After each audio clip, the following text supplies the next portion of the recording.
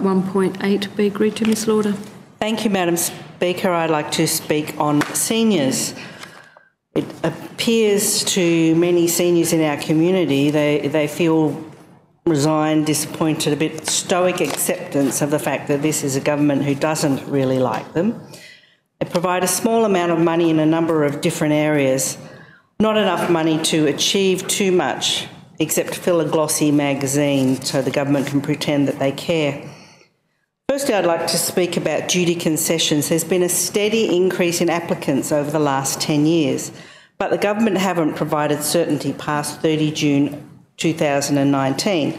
And this, of course, is a scheme that assists eligible pensioners who own a residential home to move to accommodation more suited to their needs. For example, moving from a house to a townhouse, by the scheme reducing the conveyance duty payable on their purchase of a residential home or residential vacant land.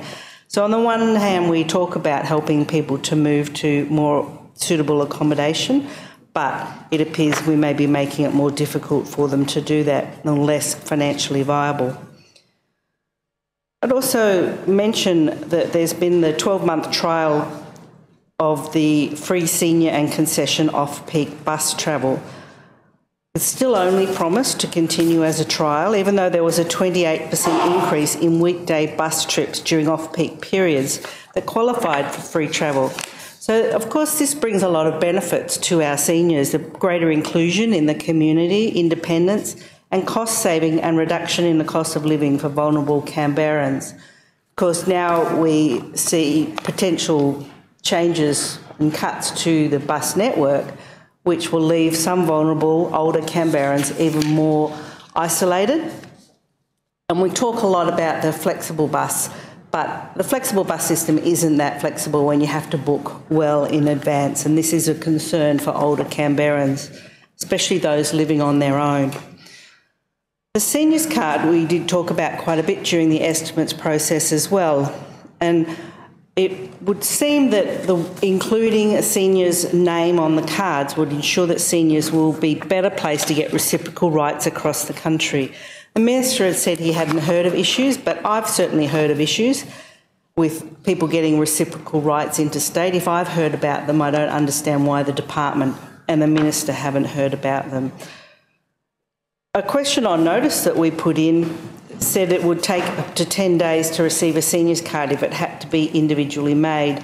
However, licences and IDs given at Access Canberra can be made at the time of application, so I'm not quite sure why it would take 10 days to put the name onto a seniors card.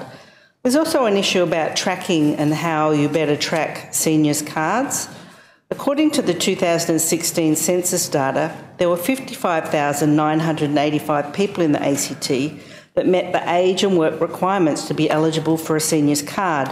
However, there are currently 69,905 seniors cards in circulation, which is about 20% more cards than eligible people. And this should be investigated and a better way of managing the card process put into place. I'll briefly touch on the age-friendly suburbs. This is a great initiative. I've seen some changes in Monash, for example, and some other suburbs. It does appear, however, to be going quite slowly at this rate.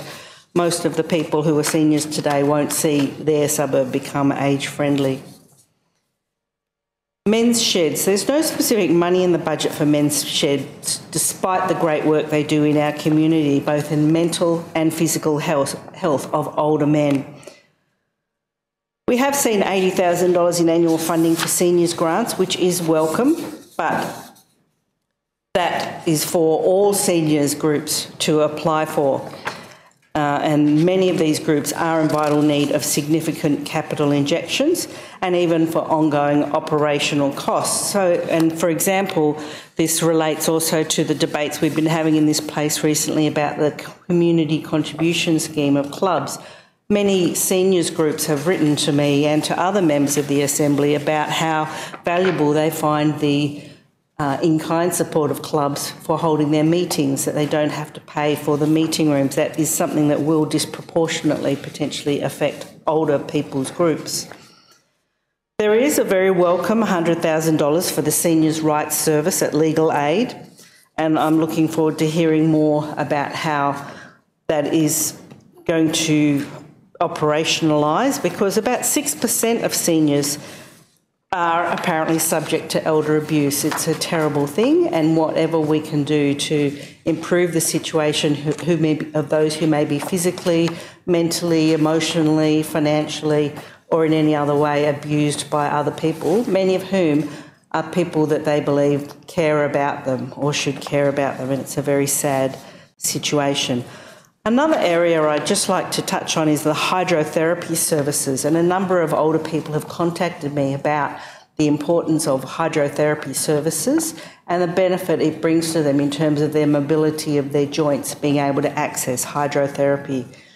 Of course, the hydrotherapy pool at the Canberra Hospital is going to have access removed to it in favour of moving everyone to the pool at the University of Canberra Hospital up in Bruce. This is not particularly amenable for people on the south side of Canberra, and when you combine it with things like the changes in buses, it will see someone coming from Goodwin Village in Monash having to change buses 4 times each way on their way to the hydrotherapy pool in Bruce, probably thus removing any potential benefit that they've received from the hydrotherapy by the time they have to get on and off 4 different buses on their way home to Goodwin Village in Monash. The cost to maintain at the Canberra Hospital is, according to an answer from the Minister, about $143,000 per year. And the same people who live at Goodwin and Monash will have to catch a minimum of 3 buses to access any hospital in Canberra under the proposed bus network. So the government, on the Canberra Omnibus survey, the government have a target of 80%, which they're achieving, of Canberrans who agree that Canberra is an age-friendly city for seniors. But if you only look at the answers for those aged over 60, they're not reaching their target. Seniors specifically don't feel that the the city is age-friendly. And with our population ageing, for example, the estimates for those people aged 65 plus, we had 11% of our population aged 65 plus